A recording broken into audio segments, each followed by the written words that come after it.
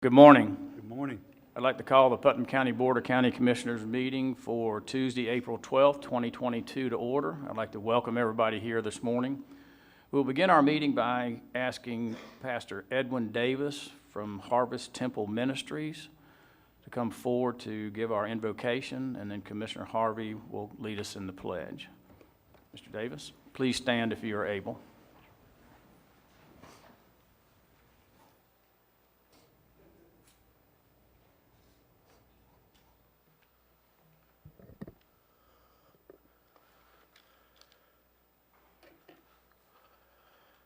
Heavenly Father, we thank you this morning for this opportunity that we have to come together. We thank you for the board. We thank you for all that are taking part in this meeting today. We thank you for just giving us the grace and the mercy to be here right now. We pray that you will grant us with wisdom and also employ us with your guidance today as each significant item of the agenda is discussed along with its meaningful dialogue. We pray, dear Lord God, that you would help us to maintain that unity which is necessary as we work together towards promoting progress, success, and growth and the well-being of our county as a whole. We ask this in the name of our Lord and Savior Jesus Christ's name, and amen. Amen. Join me in the pledge.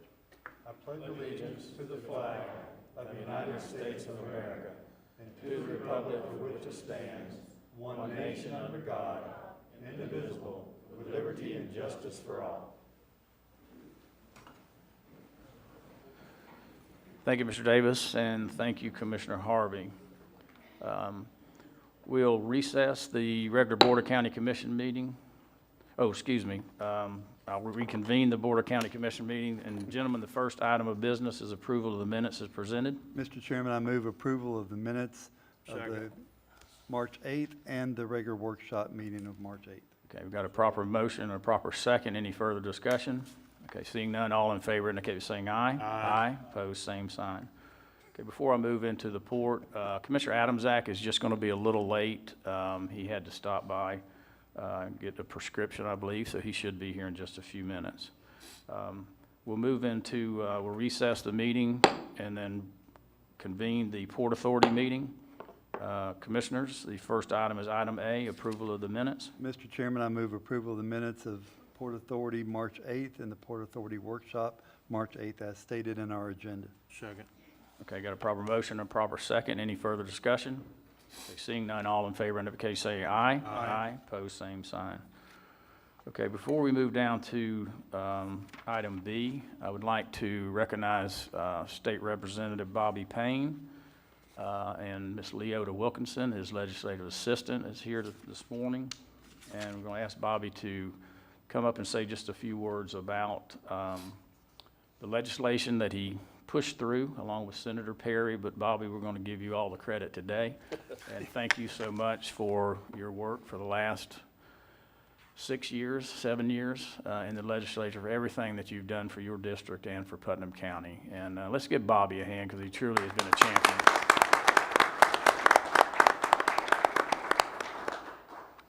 Well, thank you, Chairman, Commissioners, good morning. Audience, good morning. It's good to see all of you. Thank you for that. Of the bills I've run throughout the 6 years, this was one that was a very pleasurable bill because if we talk about the background and the history of maritime opportunities in the community in Putnam, we know raising the Shands Bridge is at the core of where we've been cut off for years. We know the Shands Bridge will be raised as a part of the Interbeltway that's being done up in the Green Cove area. So it was a pleasure to work with the county, with the consultants, to meet with the Jacksport Authority, to meet with the Jacksport Council. I actually attended their event that night in Tallahassee for their legislative day.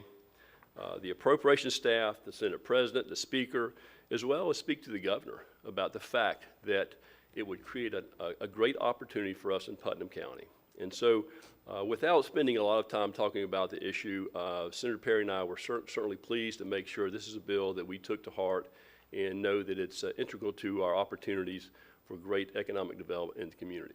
From here, we have to make sure once we get we get the bill signed, first of all, by the governor, and that we become a member of the Seaports Economic Development Council, we have to assure that we are doing the right things viability-wise to make sure that we have the opportunity for good industry growth in that area. I think it's well defined by our consultant with intermodal opportunities, with highway transportation opportunities, potentially with some greater rail opportunities, and use of perhaps some airport opportunities that will be a good, viable economic opportunity for Putnam County. So thank you for that. It was a pleasure to run the bill, and I'm honored to do so. Thank you. Okay, thank you, Bobby. I'd also like to recognize Administrator Suggs and Sam Sullivan, who's not here, but Administrator Suggs is, and staff for assisting Legislator Payne with this bill and moving it forward. So I think it's going to be a real promising future for Putnam County with this port. So thank you so much, Bobby. Commissioners, will move down to item B, administration engagement of Trans-South Systems for Port Infrastructure Development Grant. Administrator Suggs. Yes, sir, Mr. Chairman, thank you. And just to echo Representative Payne, it has been a pleasure to support this project in Tallahassee as well as here locally. And we couldn't have asked for a better team of representatives up in Tallahassee as well as here at Putnam County to get this as far as we've gotten it so far. But this morning we're here about a particular grant and hiring a consultant to help us with the grant. The Port Infrastructure and Development Program is a program that's designed to help us with financial assistance and grants through systems like port authorities and commissions.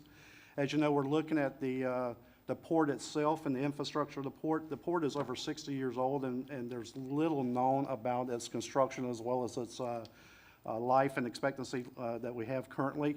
And so we're looking at getting a grant through the Port Infrastructure and Development Program to help us look at some of the issues that we may have with the port and things that we may need to improve upon. The grant is extremely technical and requires a lot of expertise in that field, and it's really expertise that your current county staff just doesn't have. And so we've reached out to some firms about getting some quotes. Trans-System is currently working with us now, but this will require a separate contract to move this forward with them.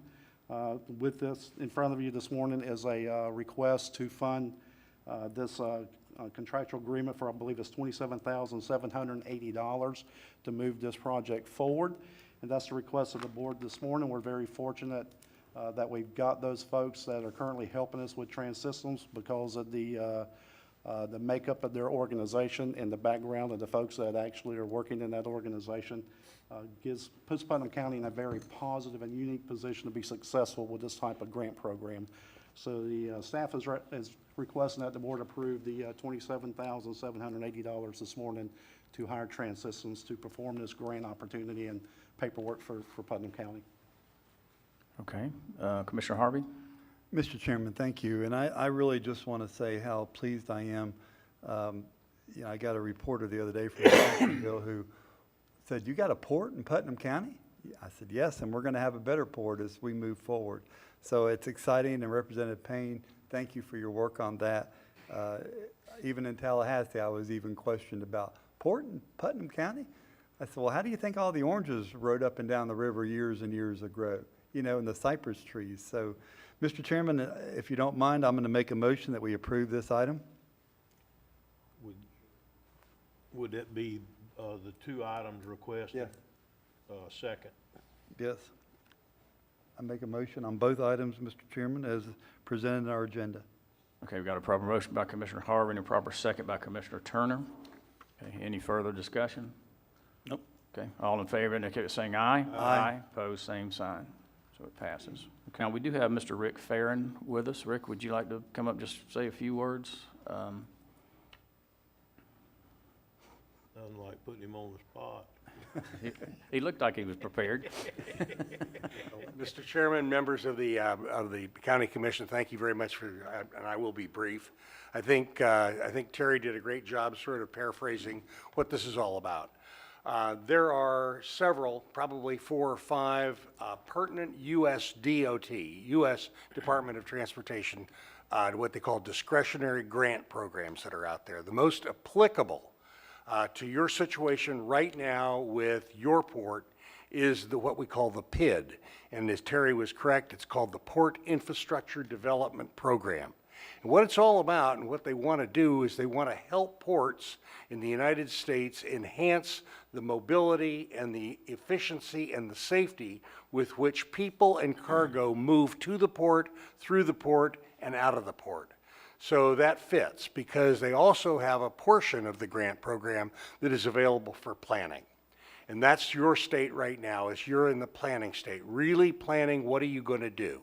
What are you going to build? What sorts of property do you want to use? How do you want to utilize what I call your organic assets? And that's your rail, your proximity to I-75, to I-95, great roadway connections, et cetera. So that's what this study will look at. This study that for which we are applying for a grant through PID is what we're calling a port development plan.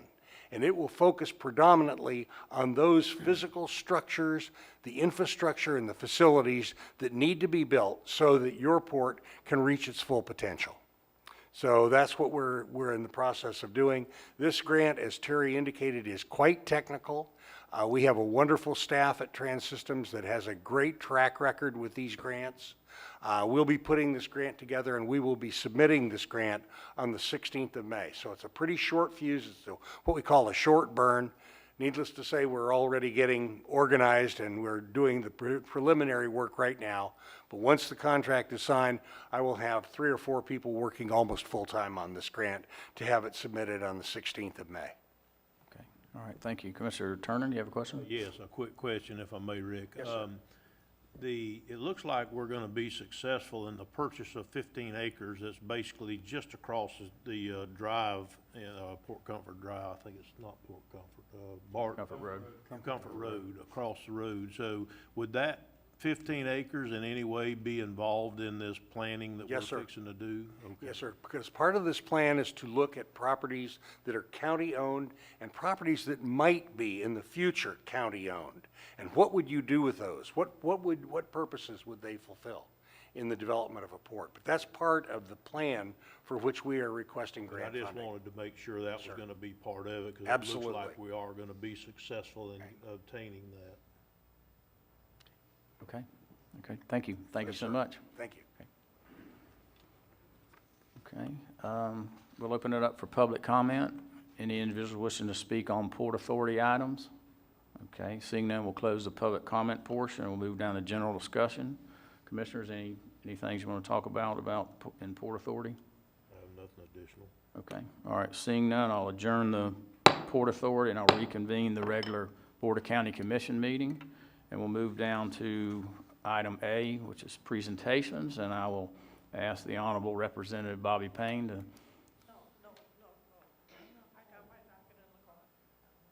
to come up again, and he's going to give us an update on legislative appropriations and just briefly on FDEP biosolids. Thank you, Chairman. Again, pleasure to be here. I want to just take an opportunity to run through a few of the things that happened during the legislative session specific to Putnam County. And, we had a very successful 2 years, especially this year in legislative session. As a result of the policies that the governor's imparted over the last few years, Florida's been open. We've had tourism. Our revenues have been astounding. Revenues in the state has been great. So that we've passed a budget this past year of $112.1 billion. To highlight some of that funding for Putnam County, I want to run through some of those areas, and I'll just run through them as line items. We appropriated $400 million to the Department of Economic Opportunity to expand broadband internet services to underserved areas through grants for installation of deployment and infrastructure of broadband services. So for Putnam County, we know that is a critical component. We've already seen some expansion in South Putnam with Comcast. We know that this past year exacerbated those issues for broadband opportunities through business and schooling and telecommunications. Putnam County is scheduled, once this is signed, I have to leave that caveat there by the governor, Putnam County School Construction Academy, $523,000. West Putnam County Fire Station at $2 million. South Putnam Drainage, $560,000. North Putnam Drainage, $2 million. Cannon Road 210 Bridge Rehab, $2 million. In the city of Palatka, sewer, main, and manhole improvements, $2.015 million. They just received a community development block grant of $5.3 million in the city of Palatka. The total there is over $9 million for Putnam County. In addition, if we added in transportation, education, and some other infrastructure costs, Putnam County will see a benefit of $59 million this year. As the chair of the Ways and Means Committee for the last 2 years, I had the honor of putting together a statewide tax package. That tax package, fortunately this year, because of the great revenues, the speaker gave me a lot of latitude on the tax package. So I want to run through that for the citizens of Putnam County and for those who are watching. This year we had what was considered the largest tax package ever in the history of the state of Florida. It will amount to tax exemptions and return of dollars to taxpayers throughout the state of over $1 billion in 2 years. First of the 4 tax holidays was back to school, July 25th through August the 7th. Disaster preparedness, May 28th through June 10th. Freedom Florida Week, July 1st through July 7th. That's a tax-free week we started last year and will continue this year. And then this year, after talking with numerous folks in the community and understanding that not all kids will go to college, most may go into trades, we passed a tax package for skilled workers that involves from September 3rd through September 9th during Labor Day week, that will give benefits and returns for tool sales. All of those items are listed specifically what they apply to on state websites, and we'll have them on our website locally as well. Additionally, we passed a baby and toddler clothes and child diaper extension and exemption for 1 year. We passed a gas tax for the month of October, which amounts to about $200 million. So you get tax exemption opportunities in the state of Florida in October. A lot of discussion as to why we didn't do that for a year. That number was astronomical, and we felt like we wanted Floridians to get the benefit of the tax package as opposed to those who are driving in the state. May and October are the least visited, that's our least visited months for the state for visitors, so it will go more directly to Floridians. We increased the property tax exemption for widows, widowers, blind and disabled persons from $500 to $5,000, and that's something that the property appraisers, especially Tim Parker and I, have talked about for years, so we're glad to get that done. Additionally, a request of CFO Petronas, we passed impact-resistant windows, doors, and garage doors for 2 years for those that are remodeling homes or building homes to create greater resiliency in the state. We did not address the business rent tax this year, simply because we passed a bill last year called Wayfair Bill that put the effort to take tax dollars on internet sales and apply those to the unemployment compensation tax. Once that unemployment compensation tax trust fund is brought back to par, which is about $3 to $4 billion, then we'll reduce the commercial rent tax to 2.0. It's currently 5.5, with the intent to formally abolish that for those business owners and those that have lease opportunities. In the tax package, also, we had a few other things. I've already spoken about the Seaports bill. I'm certainly excited about that.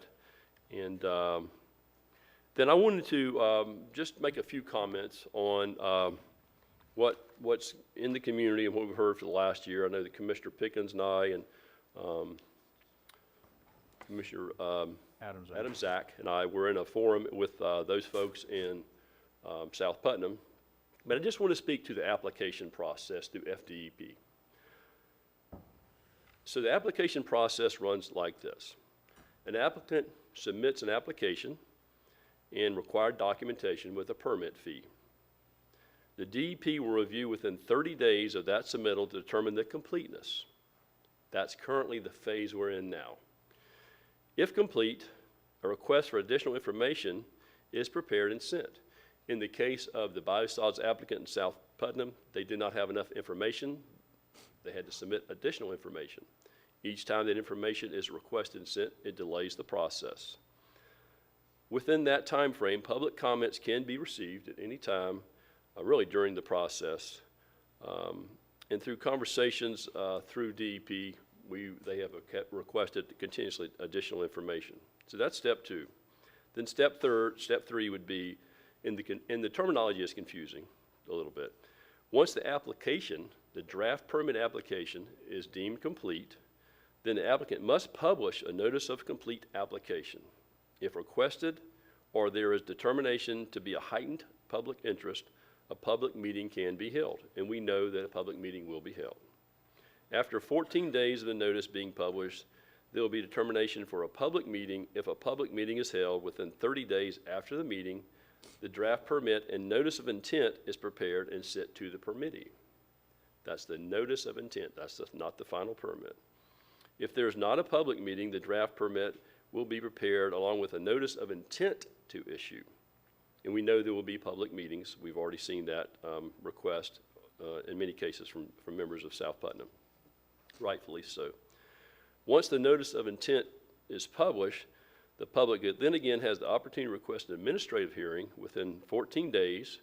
Hearing requests are reviewed by DEP in the Office of General Counsel. So what I'm trying to illustrate is there's numerous steps in this process. If a hearing request is deemed merit by DEP in the Office of General Counsel, it is referred to the Department of Administrative Hearings for a date and a location to be scheduled. If there's no public hearing, the permit can be issued if a decision is made by a hearing officer and the permit then approved, effective, or denied. So those are the steps for biosolids application in South Putnam. We're a long way from completing that process. I have spoken to FDEP almost monthly, sometimes more, on the process to find out where the status is. We know that with the new secretary, Sean Hamilton is our new secretary of DEP, good friends with him. We're on top of what the biosolids application process is. I feel like after talking to them this week, they illustrated that they would not have the draft permit, just the draft permit done by the middle of summer. So that is the process for biosolids application. I think there's some concerns in the community that it will move through without an extensive review. I'm here to tell you that part of my requirement is to make sure they have an extensive review. That's why I speak to them so often. So with that, I'm done unless you have a few questions. Okay. Commissioner Harvey? Thank you, Representative Payne. I don't have any questions concerning that. I just have an accolade to give you. 8 years ago, Governor Scott appointed me, and I inherited 2 projects from the SCOP and SCRAP program. One was a road called Holloway Road. Basically, if you don't know where Holloway Road is, it's across from QI Roberts School, and it goes down to the lake, but it basically encompasses a national or state forest. We had 2 bridges that are failing in Putnam County, and one was a Barden Bridge, and one was County Road 310. And County Road 310 is over there by Lake Ocklawaha. So to make a long story short, it didn't make sense for us to pave that road. So we went to Representative Payne, and we said, let us move that money over to Barden Bridge and to County Road 310. And you know, you have to have friends, and Representative Payne has made friends, but we had a solid plan. So we were able to move that money over to save the taxpayers of Putnam County a lot of money, because when it comes to bridges, it's expensive. And not only that, Representative Payne mentioned today $2 million that the governor, it's on the appropriation. Representative Payne realized that we were short on County Road 310. Now, if we don't get that money, it comes out of our general reserves. But you're fighting hard, and I just want people to know it's about relationships, and it's about our representative being right here who drives these roads, who understands the problem, and I can't give you enough credit for helping us do that, because it would have been difficult if we wouldn't have been able to do that. So thank you, sir, for that work you did on our behalf. Well, thank you, Commissioner Harvey. It's a pleasure. I mean, that's what we run for office for. That's what we do to improve the lives of our communities. And it is about relationships. It's about building respect and trust. And through those opportunities, we've had a great opportunity to do that over the last 6 years. I expect the next 2 years to be brighter for us. Thank you. Thank you, sir. Commissioner Rawls? I appreciate everything that you've done for the county. Talking specifically on the biosolids, one thing that's frustrating with this whole event is that it almost feels like we're hamstrung by legislative action. I would encourage you and your fellow representatives and senators to take a look at the ability, of giving the ability to the individual counties to be able to determine what, if anything, is brought into their county. The Daily News had an article that was a follow-up to the death of that child that fell in the septic tank. And they said that, their recommendation is that septic tanks should be pumped every 3 to 5 years, and they're estimating north of 24,000 tanks, and at probably an average of 1,000 each, which is probably very close. We have a lot of effluent that we have to deal with, a lot of biosolids that we'll have to deal with on our own. So I would encourage you to take this message back and allow the citizens of each county to be able to rule themselves and not be influenced by other forces. Thank you. Sure. Thank you for those comments. Okay, any other comments? Okay, okay, Commissioner Turner? I would be remiss in not joining my fellow commissioners in thanking you for the good that you do for Putnam County. But I'd really like to thank you for coming here today and trying to clear up some of the misinformation on this biosolids issue, because it seems like that quite a bit of the information on the street is not accurate information. So trying to clear some of that up today will be a big help for people involved in this issue. So thank you for coming today. Yes, sir. Thank you, Commissioner. I just want to make sure that, based on Commissioner Rawls' comments, that the policy that was put in place a few years ago, and I won't speak much about the issue because there is litigation, was that biosolids was a greater interest to the state because the inability, with lack of biosolids rules and regulations previous to 2020 and 2020 and 2021 when rules ratification. So it's a greater interest to the state. We're going to have biosolids development. Without the Clean Waterways Act and the ratification of the bill last year, there was not a great deal of permitting that was required to put biosolids in certain areas. Biosolids application is appropriate in certain areas, just like septic tanks are appropriate in certain areas. Along waterways and along runoff, it's not appropriate. So we felt like it was a greater responsibility for the state and the Department of Environmental Protection to take on that responsibility than put the burden on each county. And so we pushed it into a larger progression for the state to have requirements through DEP for nutrient management plans, for best management practices and monitoring, as opposed to try to put it on smaller counties who don't often have the resources to address the funding. With regards to moratorium, the moratorium exists prior to November of 2019. So if people are blaming the county commission for that responsibility, I'll take that bullet because it's not your responsibility, it's the responsibility of the state. So thank you. Thank you, sir. Okay, thank you, Bob. Let's give him a hand.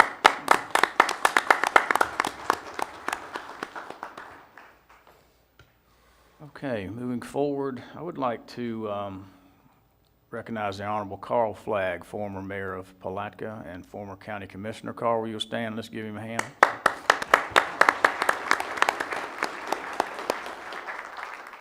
Okay, we'll move down to item B, National Healthcare Decisions Day Proclamation. That day is April 16th. And as I sit before you as the chairman of the Board of County Commissioners, it's truly an honor to be able to recognize different groups that perform various services for Putnam County, but none so much as Community Hospice and then Haven Hospice, who were recognized at the second meeting of the month. This one's special to me because of the two of the three people that are here I know very well. Miss Bertie Allender and her husband Danny and her brother-in-law John Dale. We grew up together, went to high school together. Bertie's mother-in-law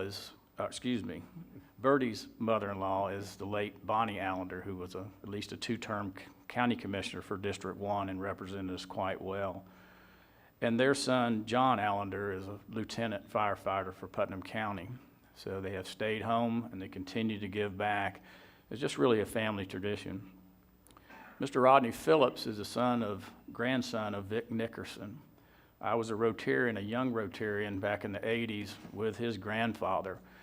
And he emulated service. He was involved with the Red Cross and really anything that was good for South Putnam and Putnam County. And Rodney has continued that. We are Rotarians in the Crescent City Rotary Club. We just did a little fish fry last week to just kind of keep catfish kind of going. And it's just an honor to work with him. So it's a truly honor. I've asked Commissioner Harvey to read this proclamation, so I've got to ask Bertie and Rodney to come forward, and we'll present this proclamation.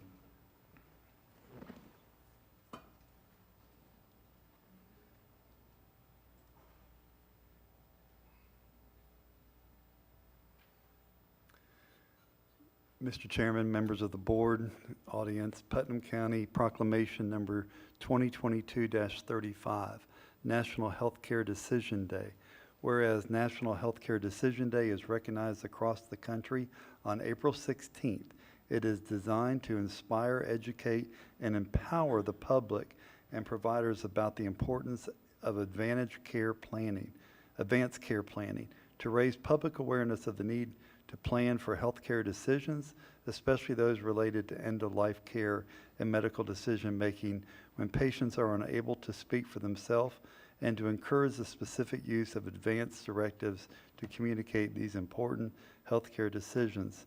And whereas healthcare and community organizations across Florida state are assisting people to plan for future healthcare decisions in the event they are unable to make their own medical decisions, and to encourage the use of advance directives to communicate these important healthcare decisions. And whereas a significant percentage of Putnam County residents have not yet prepared for healthcare decisions in times of crisis or at the end of their life, had not had the important conversation with their families, loved ones, and their healthcare providers, and documented those decisions. And whereas it is likely that a significant reason for the significant percentage is that there is both a lack of knowledge and considerable confusion in the public about advanced care planning and advanced directives. And whereas one of the principal goals of the National Healthcare Decision Day is to encourage physicians and their care teams, medical groups, hospitals and health systems, nursing homes, assisted living facilities, continuing care retirement communities, hospices, and community organizations to participate in a statewide effort to provide clear and consistent information to the public about the advanced care planning. And whereas Community Hospice and Palliative Care of North Central Florida and other healthcare organizations and community groups have endorsed this event and are committed to educating the public about the importance of discussing healthcare choices and executing advance directives.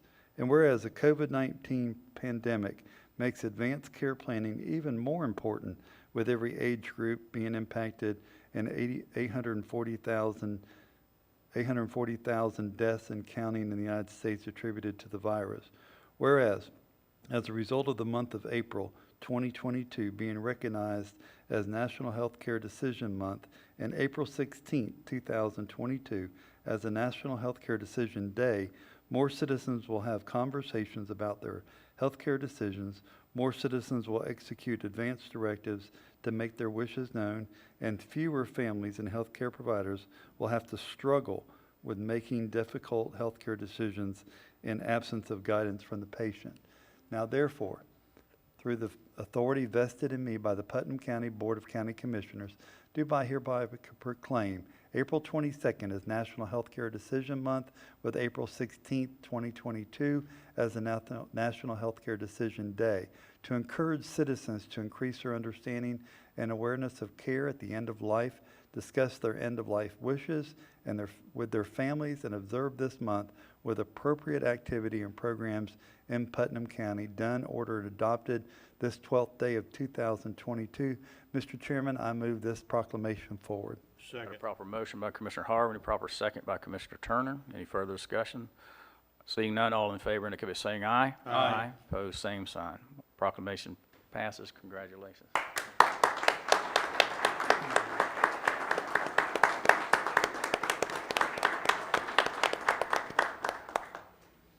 It's Community Hospice's goal to reach everyone in the county. We've been trying to reach out to church groups, Libraries, Rodney just did a group at the library in Crescent City. People just don't realize how important it is. We never know when we're not going to be able to make our own decisions. I mean, none of us are guaranteed tomorrow, but we just never know what's going to happen. It'd be a heart attack, an automobile accident, COVID, whatever it may be. You've got to have your wishes in writing, and you need to have those difficult discussions with your families so that they know exactly what you want. Anyone over the age of 18 should have an advanced care planning. And this is something that Community Hospice does free of charge. We'll do one-on-one in the home with families. We'll do groups. There's anything we can do to reach this county and get everyone with advanced care plannings done for their families and their loved ones, and of all ages, any 18 and over. So thank you. Thank you. Questions? Rodney, you want to say anything? I'm never short for words, so he knew that. I'm just privileged to serve Putnam County, and as Bertie just mentioned, we have done several programs recently trying to educate on advanced care planning. I've done it in several different counties. I serve all up along the 100 corridor, so there's several counties that we've been able to do this in. And as we educate these families, a lot of times what happens is there's conversations that happen where families become tighter and closer together through this conversation, and you got to really think that that's going to be an awful time in anyone's life when you have to make that decision of, okay, I know that my days are numbered and I need to make a proper arrangement here. We plan everything else in our lives. We plan, we go to school, we get educated, we plan for our retirement, people plan funerals, but the one thing that we forget to plan for is who is going to speak for me when I can't speak for myself. People like to shelve this conversation and think it's never going to happen. There's that saying that denial's not a river in Egypt. So we all have a time stamp. The good Lord knows when it is, we don't. So if we don't plan for those events that we know are going to happen, and we put them on the shelf and never think that it's ever going to happen to us because somehow we are impenetrable to time, then that's not the case. We have to always think that we bring these families closer together. We have those hard conversations with them. They learn about hospice services. They learn about palliative care services. And it just makes that transition so much easier. So it's a wonderful tool to use as we start to look at what end of life really looks like. It helps the families along the way with bereavement, and it also puts ease and care of mind to the people that are going through that situation. So we applaud you guys for recognizing us. Thank you. Mr. Chairman? May I say something? Yes. Mr. Harvey? Last night we were having a conversation. I was at an event, and Mr. Rackett was there, Federal Point, and the work we used to do out there together. And one thing that probably didn't get mentioned today when we talk about families is the children that are left behind. And, to know that mom and dad wanted this done and this directive made their life a lot easier in some cases. I didn't get to have that choice with my mom when she passed away. And, you kind of wonder, I was very young back then, but I would have liked to have known a lot more. But back then it was like, okay, your mom's dying, go away and come back another day. Don't mean that ugly, it's just that's the way it was back then. But today I'm glad it's on the forefront. And we were discussing that Camp Good Hope that we used to do out there, and all the work and the silliness that we did and the fun we had. But at the end of the day, we impacted people's lives, and that's what hospice does. So thank you. Thank you, Mr. Chairman. Mr. Chairman, if I could. Rodney, at Rotary a couple of years ago, somebody came in and did a presentation on the Conversation Project, and I just looked it up, and it's still a viable website. It got me to thinking at the time about that, and then it got put on the shelf. And then last week, my wife and I were talking to our attorney about a lawsuit that we're involved with, and I brought up my mother-in-law, and then happened to think about my wife and I. So it is a very important conversation. It's a very difficult conversation when you start going through it, but we are taking the steps to get our last wills and testament written. We want to have a living will. We want to have everything put in place ahead. A lot of people think when they have a do not resuscitate order, that's stands in place of a living will, and it really doesn't. And even if you have a will, it still has to be probated. If you don't have a will, it just takes even longer and really hurts the family. So I definitely see the value in it and encourage it for everybody. Thank you. Come down.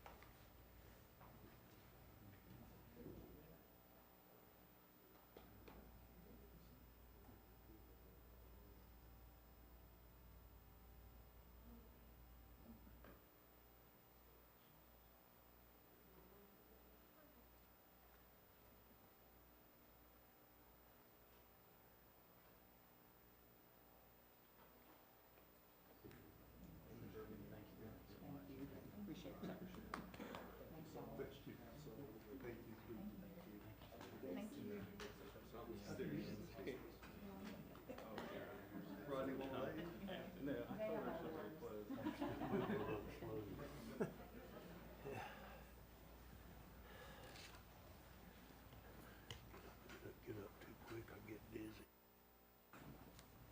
Paul, you good on, Paul? You good on reading the proclamation? Okay. Okay, we'll move down to item C, Alicia Koleski, the Sheriff's Office, National Public Safety Telecommunications Week. So I'll ask her to come up and probably a group, maybe even the Sheriff and Colonel Wells. And I've asked Commissioner Adamczak to read this proclamation. Putnam County Proclamation Number 2022-31, National Public Safety Telecommunicators Week, April 10th to 16th, 2022. Whereas emergencies can occur at any time that require law enforcement, fire, or emergency medical services, and whereas when an emergency occurs, the prompt response of law enforcement officers, firefighters, and emergency medical personnel is critical to the protection of life and preservation of property. And whereas the safety of our public safety personnel is dependent upon the quality and accuracy of information obtained from citizens who telephone the Putnam County Sheriff's Office Emergency Communications Center. And whereas public safety telecommunicators, also known as 911 dispatchers, are the first and most critical contact our citizens have with emergency services. And whereas public safety telecommunicators are the single vital link for our law enforcement officers, firefighters, emergency medical personnel, by monitoring their activities by radio, providing them information, and ensuring their safety. And whereas public safety telecommunicators of the Putnam County Sheriff's Office have contributed substantially to the apprehension of criminals, suppression of fires, and treatment of patients. And whereas each 911 dispatcher has exhibited compassion, understanding, and professionalism during the performance of their job in the past year, now therefore be it resolved that the Putnam County Board of County Commissioners declares the week of April 10th through the 16th of 2022 to be National Public Safety Telecommunicators Week in Putnam County, in honor of the men and women whose diligence and professionalism keep our city and citizens safe. Done, ordered, and adopted this 12th day of April 2022. Chairman, I so move. Second. Got a proper motion by Commissioner Adamczak and a proper second by Commissioner Turner. Any further discussion? Okay, seeing none, all in favor, okay, saying aye. Aye. Opposed, same sign. Proclamation passes. Congratulations.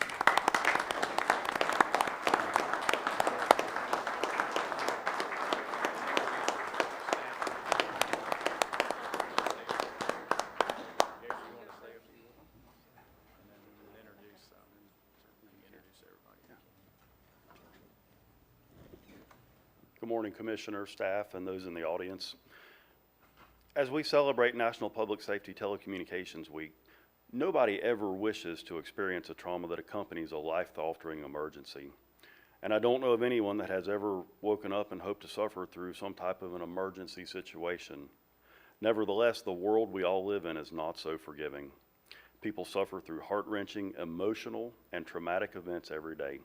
I'm personally comforted knowing that our communications officers are always available, swiftly directing resources and giving instruction in life-saving measures. It takes a special strength and resilience to do what our emergency communicators do every day. Every day I see our operators take control of serious and sometimes life-threatening situations using just a telephone and a radio as their only tools. They listen to people in distress, yet I see and hear them remain composed, focused, and compassionate. I have the pleasure of working with some of the most awesome and fearless communications officers I've ever seen. You're all heroes who wear a headset as your supersuit. Regardless of your tenure in this industry, I can assure you you've made a difference in someone's life. Thank you all for your dedication to such an honorable calling. Thank you.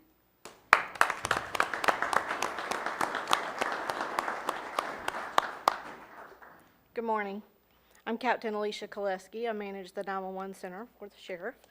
Just a few things I wanted to talk about the Communications Center. Putnam County Dispatch Center is staffed with Putnam County's first responders. Without these individuals, the job here and across the nation, public safety would not be able to respond as efficiently and effectively as they do to emergency calls. We are the only location that answers 911 calls in Putnam County. Those calls are received and processed and dispatched there in the dispatch center at the Sheriff's Office. Putnam County implemented text to 911 a couple of years ago, and it is an integral piece of our plan to respond to incidents on school campuses throughout the county. So in Putnam County, you can text 911 if you can't make a phone call. Our communications center is staffed with state-certified 911 dispatchers, just like law enforcement, firefighters, paramedics, EMTs. We have to take a state exam and pass that exam to be employed. Last year, we received approximately 55,000 911 calls and processed nearly 100,000 dispatched CAD calls. We're employed by the Sheriff's Office. However, our customers are all citizens in Putnam County, just as well as the public safety services we provide dispatched for, to include the municipalities. We're extremely short-staffed, much the same as many other county offices right now.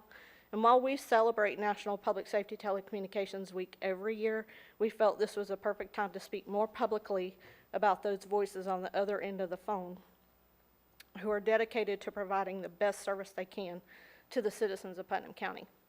With me today, I have Corporal Clarissa Fleming Yost. Is that how you say it? Sorry. Yes. Sergeant Katrina Young, Lieutenant Cindy Jordan, and Corporal Zach Horn. All of these folks live and grew up in Putnam County. Thank you very much. We appreciate it.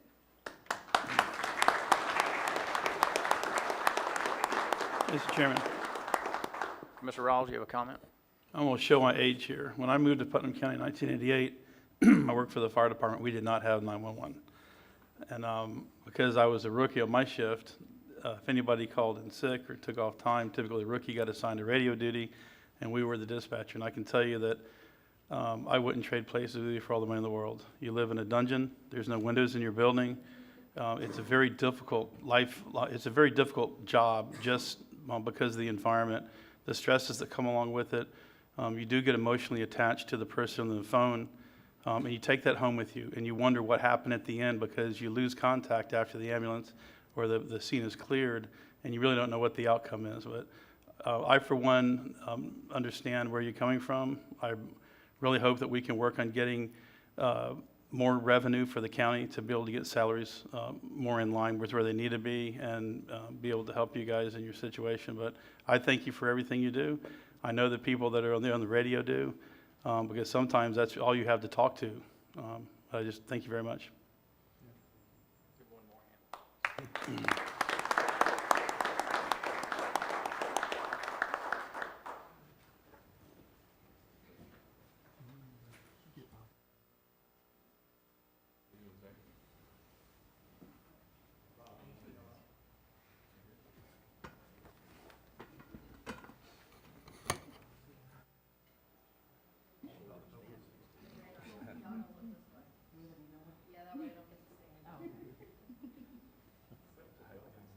Are we going this way?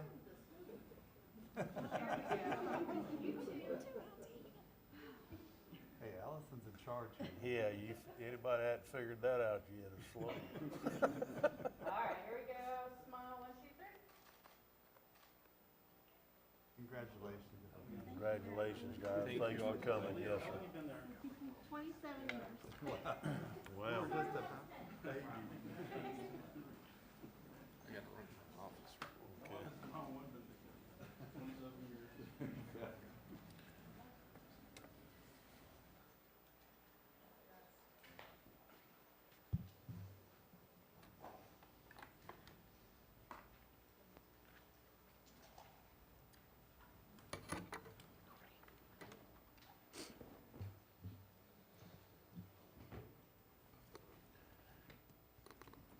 Well, we're getting ready for item D.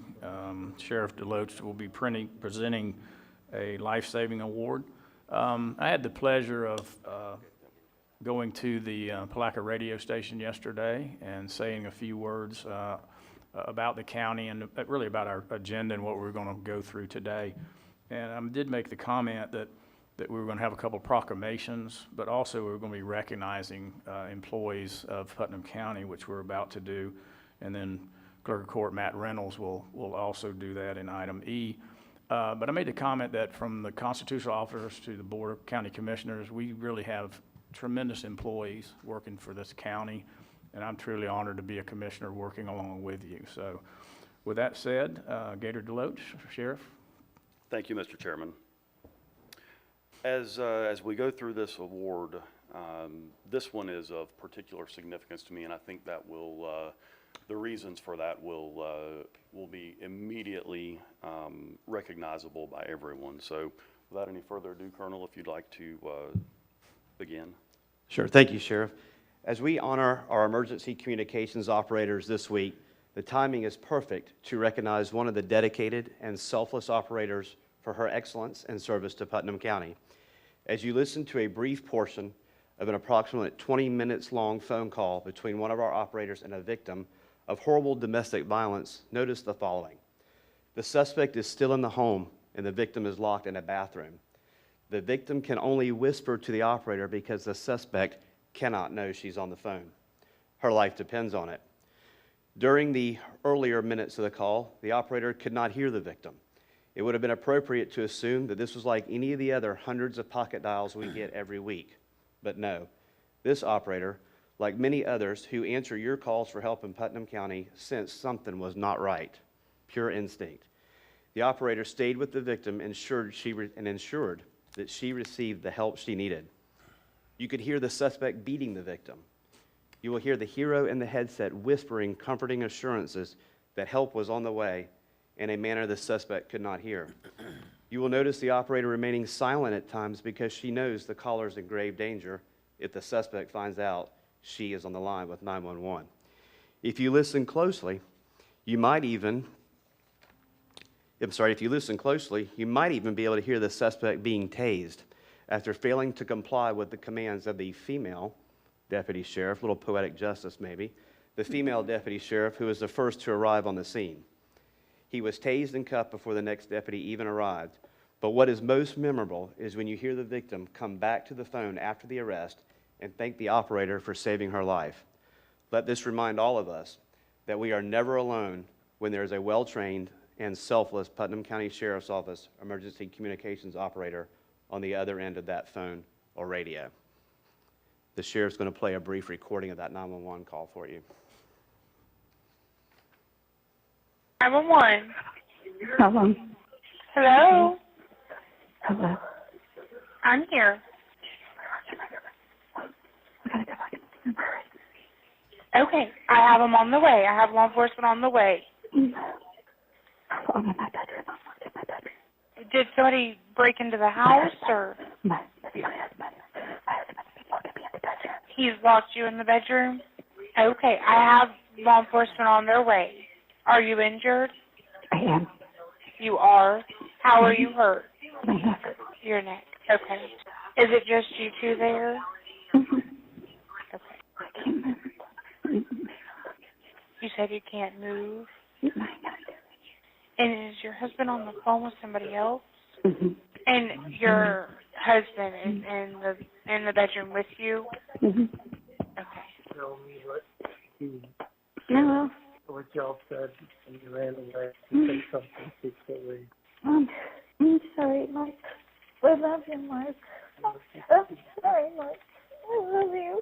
Okay, come on, lay down. I'm trying not to. Okay, I'm not gonna hit you, babe. You won't hurt anyone? No, not right now. I'm alone. Yes, I will hit you.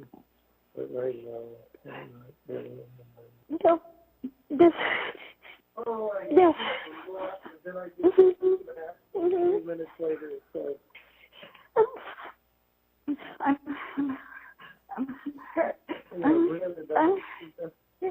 Oh, please, dear. Oh, please, buddy. Bedroom. You have my bedroom. Oh, because you're after me. I told you he was going to be after me.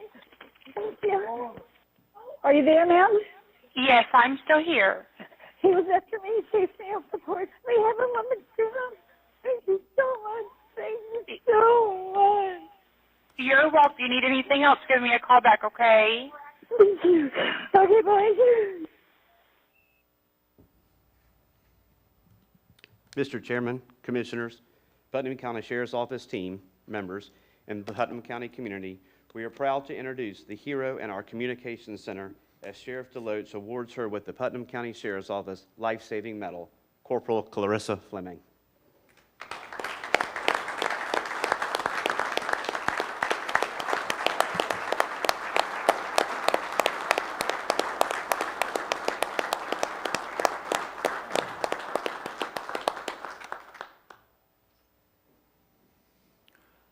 On March 2nd of this year, Corporal Fleming received that call you just heard that was a domestic violence in nature from a female on Mallard Road in Melrose.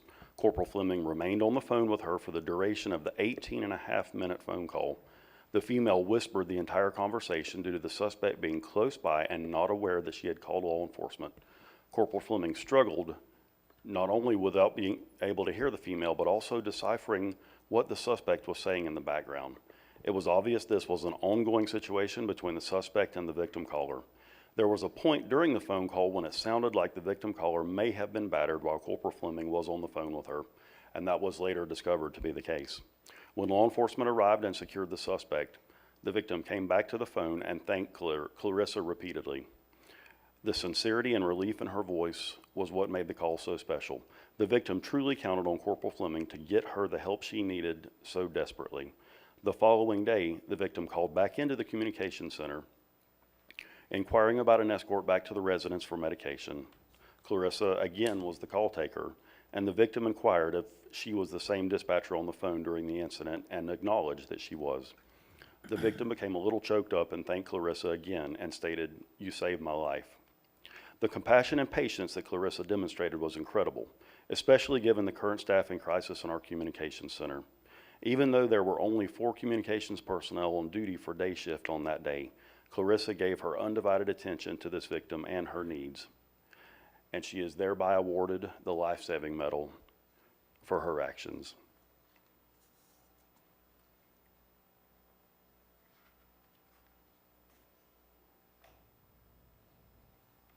Clarissa, in recognition of your actions during a domestic violence call on March 2nd, your patience and compassion for the victim throughout the call were performed with dedication and diligence. You're hereby commended for your outstanding actions, which led to the preservation of life. Congratulations.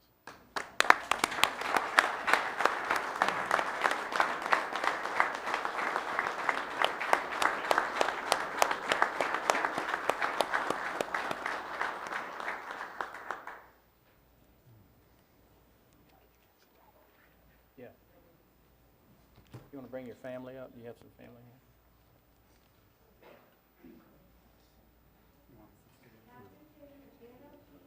You may want to stay up here. Come on, guys.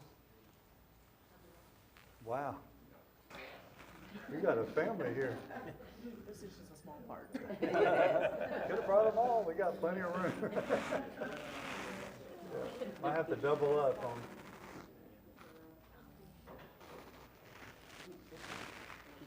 Allison will get them all straight.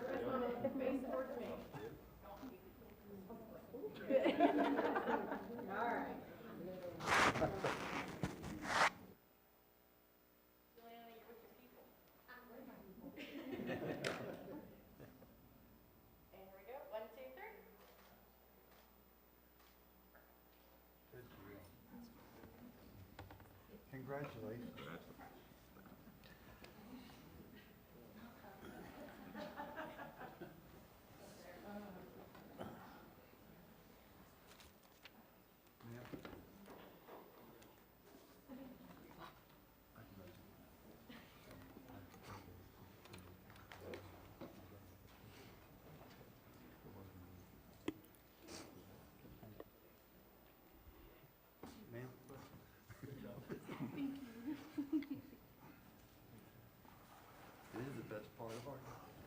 Mr. Chairman, I do have just a couple of follow-up remarks worthy of mentioning today. Corporal Fleming is actually the daughter of the late Dan Fleming, and Dan was a longtime member and detective that served with the sheriff's office who died in the line of duty many years ago. It's worth mentioning that Corporal Fleming is a graduate of the inaugural Public Safety Telecommunications class at Edge High School in cooperation with the sheriff's office, and was taught by our very own Captain Koleski and several members of our staff. Corporal Fleming graduated from high school ready to serve her community as a fully qualified emergency communications operator and has been continuously employed with the sheriff's office ever since. Thank you. Thank you, fantastic.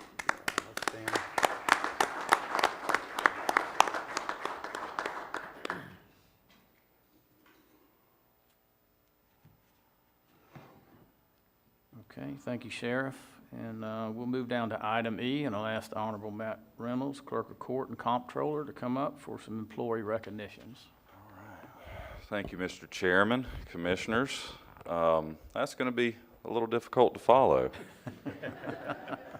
Thank you, Corporal Fleming. That was truly amazing. Thank you for what you did. The first one that we have is recognition for 5 years of service. Ashley, if you will go ahead and come up. So this certificate of appreciation is for 5 years of service presented to Ashley Cusack. Ashley has been amazing lately, helping us with some court side reorganization that we're going through. So thank you, Ashley, and congratulations for your 5 years of service.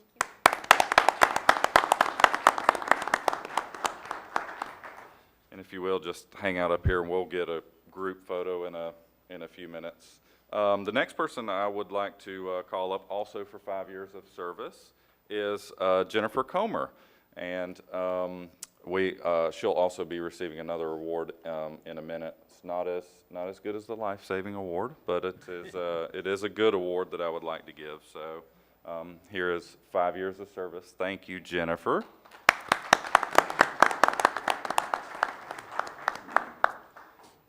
And next we have Angelica Bridges. This is presented to Angelica Bridges for her dedicated service to the Putnam County Clerk of Courts and Comptroller since February of 2012. So that's 10 years. All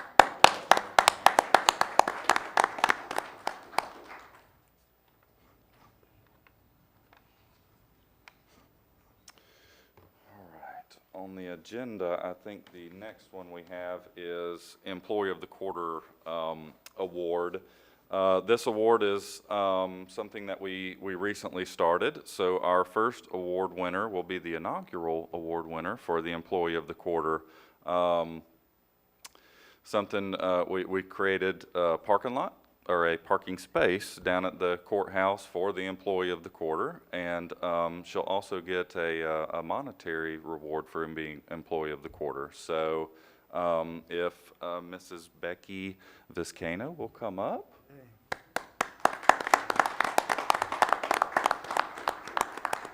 Becky has been absolutely astounding. She has been amazing. As I mentioned earlier, we've been going through a reorganization on our court side, and Becky has done a tremendous job. She has gone above and beyond, and I wanted to read a quick quote from one of her coworkers that had these words to say about her. They said, "I can honestly say that through the years of working with Becky, she is a big supporter for not only me, but others by just showing compassion and kindness." So again, thank you, Becky, and congratulations for Employee of the Quarter.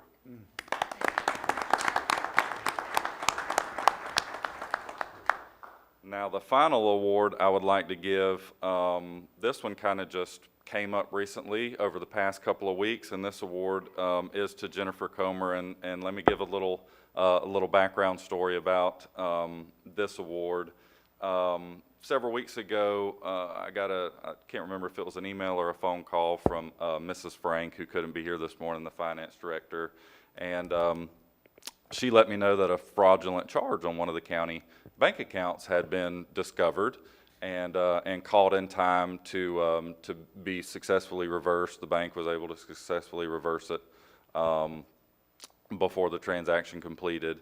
And it was all because of Mrs. Comer and her diligent eye. She saw something on one of the bank accounts that didn't look right, and she said something to Mrs. Frank, and sure enough, it turned out to be a fraudulent charge. And so I thought it would be a very good thing to bring her in and give her an award for that in front of all of you, because she was safeguarding county funds, you know, not just clerk's office funds, but Board of County Commissioner funds and Putnam County taxpayer funds. So I thought it was important to bring her down and give her an award for that. And we've got a little plaque with Logan found a little clip art of a little fraud dog with a magnifying glass. So I thought it would be pretty neat to put that on a plaque for her to be able to hang. So thank you, Jennifer.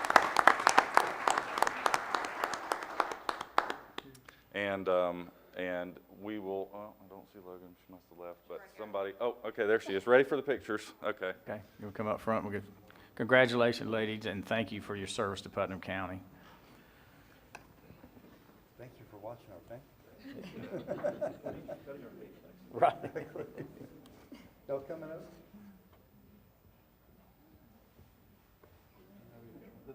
Grab 4 of those pens, we'll give them to. Wait a minute, we're used to going that way, so now we gotta go this way? Okay.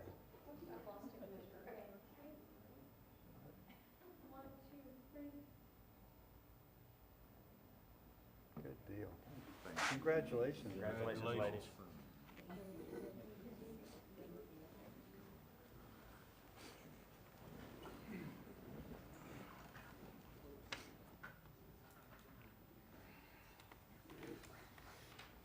Okay, as Commissioner Harvey says, that's probably one of the most enjoyable parts of this job is to have employees recognized, whether on the BOCC side or constitutional officer. We all work together, and we've really been blessed. We're going to take a 2-minute and 12-second break.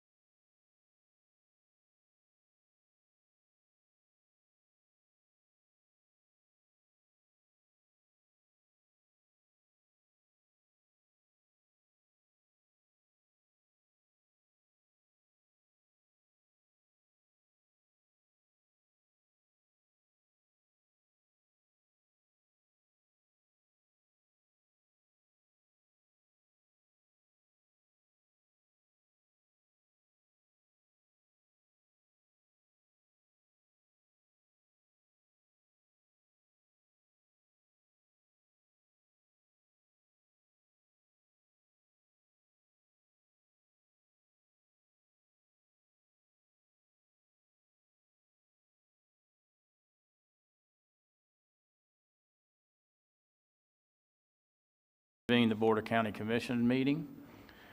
And we'll move to public comment on agenda items. This portion of the agenda is designed to allow citizens an opportunity to bring matters to the attention of the board. It's not reasonable to expect that the board will engage in debate or deliberation on matters on which the board has received no prior information. That's part of the agenda.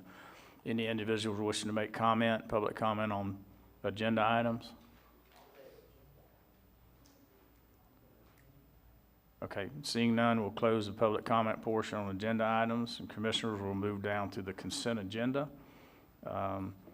Any commissioners wishing to pull any items? I'll start with Commissioner Adamsack. I have none. Commissioner Turner. I need to pull item D, Mr. Chairman. Commissioner Rawls. I have none. Commissioner Harvey. I have none. And I have none. So could we get a motion to approve consent agenda except item D? Mr. Chairman, I move that we approve item A, B, C, and E.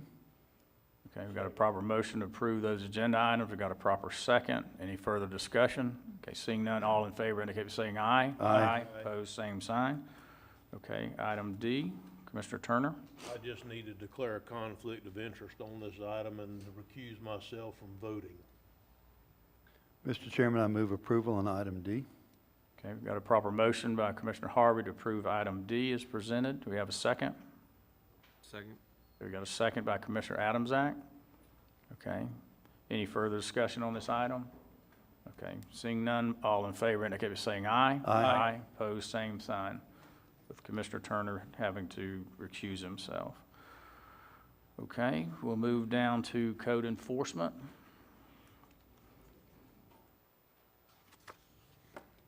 Mr. Moore.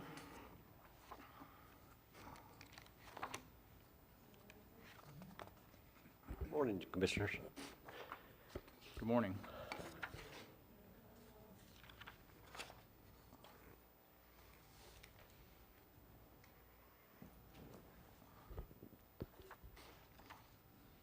Ready?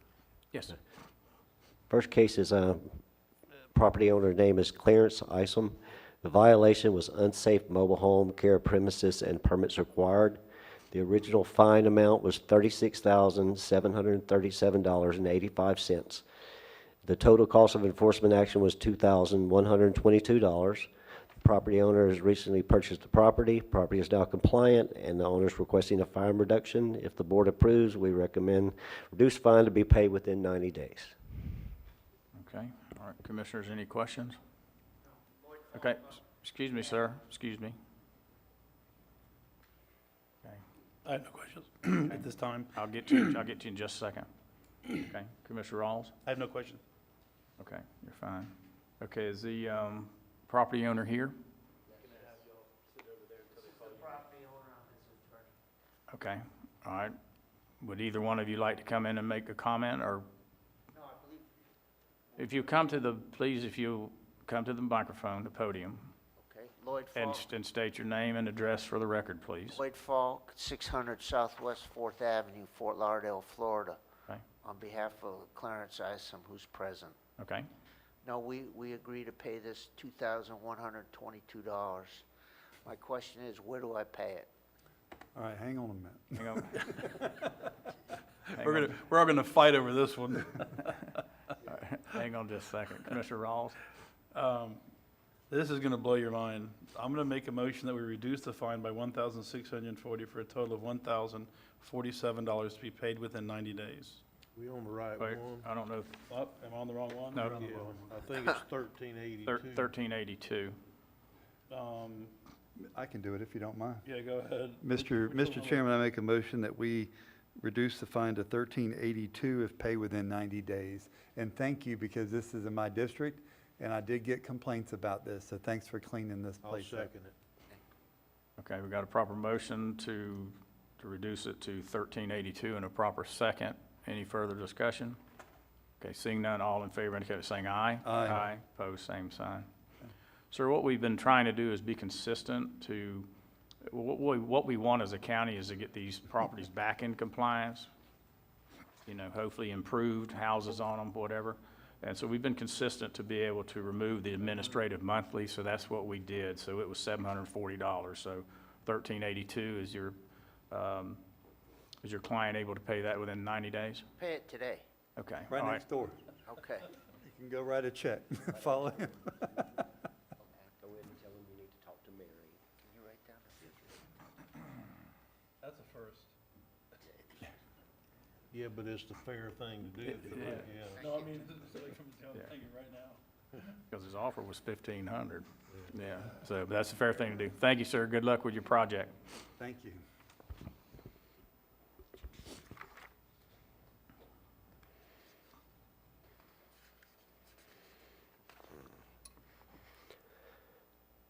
Okay, next case. Second case is a property owner's name is 232 Glasgow Street Trust, Ralph Bonner. Violation was permits required. Original fine amount is $123,075. Total cost of enforcement action was $2,687. The property owner has recently purchased the property, is now compliant, and is requesting a fine reduction. If the board approves, we recommend a reduced fine to be paid within 90 days. Okay, Commissioner Rawls? I think he was first. I make a motion that we reduce the total fine when appropriate to $1,047, reducing it by the $1,600 and Second. Okay, got a proper, $40. okay, got a proper motion by Commissioner Rawls, to reduce it to 1047, and a proper second by Commissioner Harvey. Okay, Commissioner Harvey, did you have you were up second? I'm sorry, no, sir. Okay, Mr. Commissioner Chairman. Turner, yeah, Yeah, I think there might be somebody here that wants to speak to this one, so I see them okay. acting like they want to speak to it. So we need to make sure that we open the floor up for public comment on this case. I will. So we do have a proper motion second, but anyway, is the applicant or the property owner here? Want to speak? Would you want to say anything? If you would, we're being taped, so if you would come to the podium and state your name and address just for the record, and just speak clearly into the microphone. Yeah, Ralph Bonner, address is 225 Duncan Avenue. Thank you for reducing it more. The thing is, if the price isn't low enough, then I can't go forward. We get it. Y'all have already lost more than $6,000 taxes that can never be recouped because of statutory limitations. We've got to pay $7,000 probably in taxes due now, plus several thousand to tear it down, and it's just really expensive to do these things. So the lower we can get these costs, the easier it is to do these, and other investors can come in and do the same thing. Thank you for reducing it that much. Commissioner Harvey? Thank you, Mr. Chairman and Mr. Bonner. We do this all the time. Our goal is compliance. That's really all we want. And if we can get these fees down, we realize that investors are looking. We also realize there was one down the road from me, my old homestead.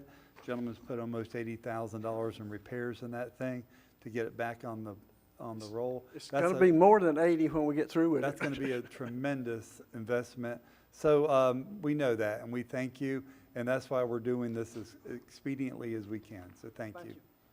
Thank you, Mr. Chairman. Okay. All right, we got a proper motion and a proper second. All in favor indicate by saying aye. Aye. Aye. Opposed, same sign. Okay, next case, 2020-00060. Property owner's name is Bonnie DeBerry and J.A. Musial. Violation was living in an RV, permits required in care premises. Original fine amount was $9,218.50. Total cost of enforcement action was $1,405. Property owner has recently purchased the property. It is now compliant and is requesting a fine reduction. If the board approves, we recommend the reduced fine to be paid within 90 days. Okay, before I ask for any questions, before we get a motion, I'm going to have the applicant come up. Is anybody wishing to speak on this particular case? Sir, wait, sir. If you come to the podium and state your name and address for the record. Joseph Musial, and basically, like the last guy said, where do we pay? Okay, can you state your address, please? Actually, address 120 Paul Drive. Okay, all right, sir, thank you. Okay, Commissioner Rawls? I make a motion that we reduce the fine by the administrative monthly, which is $260, to a total of $1,145. You pay within 90 days. Second. We've got a proper motion and a proper second. Any discussion? Okay, seeing none, all in favor indicate by saying aye. Aye. Opposed, same sign.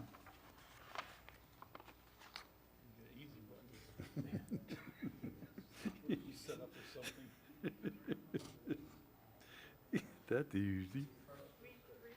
Yes, ma'am. Okay, next case, 2020-00692. Mr. Moore. The violation was use of structure and vacant parcel. Property owner's name is Louis Pacheco. Original fine amount was $7,968.50. Total cost of enforcement action was $1,317. The property owner has recently purchased the property. He's compliant and requesting a fine reduction. If the board approves, we recommend the reduced fine to be paid within 90 days. Okay, is the property owner here? Okay, would you like to make any comments? Okay, all right, thank you. Mr. Okay, Chairman, what's the pleasure of this board? Mr. Chairman, I'd like to make a motion that we reduce the fine to $11.67 if paid within 90 days. Okay, we've got a proper motion by Commissioner Harvin, a proper second by Commissioner Adamsack. Commissioner Attorney? Let me check my You math check that here. math? I got think 1047. I had the math. I had wrong. 1040. I got 1047. Okay, I carried got the one. 1047 also. Mr. Chairman, the proper amount should be 1047 if paid in 90 days. Okay, you amend your motion to show 1047. Commissioner Adamsack, you'll amend a second to reflect that? Okay, thank you. Okay, any further discussion? Okay, seeing none, all in favor, indicate by saying aye. Aye. Opposed, same sign. Thank you, Commissioner. Okay, thank you, Mr. Moore. Mr. Chairman, Yes. before we leave this subject, I'd like to have a very short discussion if we could. I know that during this process for the last couple of years, we've been trying to say this is mainly about compliance, and we've gone to very extreme length, not extreme, but very valid lengths to try and maintain consistency through these. And so I guess my question is today, should we at some point have a discussion on whether or not we need to just charge the fine as recommended instead of the administrative? Most people, it's not making a difference, but over a period of a year, it's gonna make a hell of a difference in the budget to the building department when this is the amount of money that we use to tear houses down and to get a lot of these other properties into compliance is this fund. So I think at some point, we need to think seriously about saying from this point forward that we're going to use the amount that the building department recommends without deducting in monthly administrative. I'm not saying we do. I think we need to have that discussion, that we do that. And then from this, because when you take a fine that's $124,000 and you reduce it to $1,400 or $2,300 or whatever it is, that's fair, guys. Fair as fair can get. I mean, so I just don't know if we don't need to have the discussion and just use the chart that the building department has given us and go ahead and charge that amount and stop giving administrative at some point. I'd just like to have that discussion if we could real quick, Mr. Chairman. Okay, all right. Commissioner Rawls? I agree, but, when I first got elected, we had, what was it, there was 100 on the shelf, and then it was 1,000, and I don't know, how we get caught up, but we're doing cases that are, in some cases, more than a decade old. So I just want to see the county cleaned up, the blight that we have, and everybody has it in their district, and it's spread out through all the districts, is really unbearable. And I think from an owner's perspective, especially a new owner, it's in their best interest for us to get these cleaned up at all costs. I agree that it would increase revenue for them, but at the same time, I don't really think that it's a hard cost to them compared to what it's actually costing the taxpayers and devaluation of property values. We're riding a really high wave right now as far as property value go, but the market will adjust. It's starting to show signs of that now. Interest rates are going up, and we really, I think, need to stay the course with this until we can get at least to a substantial point and get a lot of these old ones off the books. And I don't know, how many new cases are being developed a month. Maybe with those, maybe if we draw a line in the sand and say any case beyond 2018, we wouldn't do that for. I would be in favor of that, but otherwise, I think we could be barking up the wrong tree. Okay. Commissioner Harvey? Thank you, Mr. Chairman, and thank you, Mr. Turner, for bringing this to our attention. I don't have a problem with what you're saying at all. I do think, though, I think some of the reasons we took that off wasn't just for compliance, but we learned that the file wasn't really being touched every single month. So just carrying it on the books for a fee. Now, if it is, I'm all for it, let me say. If it's being touched and being worked, that's a hard cost that's on the backs of the citizens of Putnam County. And I do believe we need to look at that. I'm also going to say maybe at a certain point, it caps. Maybe we cap it at a $600 amount or I'm okay either way. Yeah, I have no opinion if we go either way on this. I just think it's time to have the discussion. I think you're right, and I Put think that on that, the workshop. So. and I think that that's what we need to do is look at that. If it's being touched, it needs to be collected. If it's not being touched, then that's a whole different animal. Okay. All right. Commissioner Adamsack? I support it. It's simple. Okay. All right. Maybe we can put this on a future workshop, and then maybe John can get together with his staff and see how big that file is still. So, yeah, big. Okay, that's what I thought. So, okay. Bring them on in. Let's. Okay. Okay. We'll move down to item 8. Honorable Matt Reynolds, Clerk of Court. Thank you, Mr. Chairman. I have nothing else to add. Okay. All right, Commissioners Board's appointments, Commissioner Rawls, I have none. Commissioner Harvey, I have none. Commissioner Turner, I have none. Commissioner Adamsack, I have none. okay, and I have none. Okay, we'll move down to public comment on miscellaneous items. This portion of the agenda is designed to allow citizens an opportunity to bring matters to the attention of the board. It's not reasonable to expect that the board will engage in debate or deliberation on matters on which the board will receive no prior information as part of the agenda. Any individuals wishing to make public comment on miscellaneous items? Okay, seeing none, we'll close that portion of the meeting. We'll move down to closing comments. County Administrator, Mr. Terry Suggs. I have no comments this morning, Mr. Chairman. Thank you. Okay. County Attorney, Rich Commando. Just briefly, I want to apologize. I'm not able to be at the workshop today. I have to be in court for a client who's looking at some serious issues, but I've already reviewed the agenda. If there's anything that you have questions about, please just talk to me individually. Thank you. Okay, thank you. Okay, Commissioner comments. Commissioner Rawls. I wanted to see if I could get an update on where we might be as far as any numbers that maybe come to the county. If you're aware of the lawsuit that was settled with Big Pharma and Purdue and on the opioids. So that's actually something that came out this week. There's Could you repeat the question? Settlement with. What was the question? I'll talk about it. It's regarding Big Pharma, the lawsuit that we're involved in with Big Pharma and Purdue. So the opioid litigation lawsuits, there have been different settlements throughout, and there's 3 proposed settlements that they're looking to close within the next 120 days. Presuming that we agree, and that'll be something that we're putting through the approval process starting this week, we're looking at probably about $402,000 coming to the county. And I believe the city would look at, I think it's $50,000 or $60,000 separate from us.